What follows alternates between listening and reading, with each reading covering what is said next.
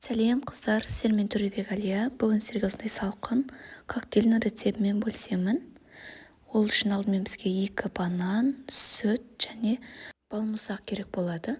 Алдымен банандарымыздың сыртын ашып алып, осындай бөліктерге бөліп аламыз.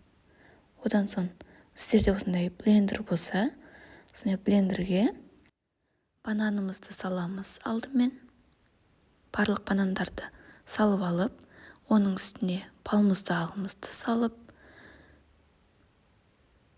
сүтімізді құямыз. Заттарымыздың барлығын салып болған соң, бетін жауып, айналдырамыз. Шамамен 2-3 минуттай әбден барлық масса бір-біріне біріккенше айналдырып аламыз. Міне қыздар, осымен біздің коктейліміз дайын болды.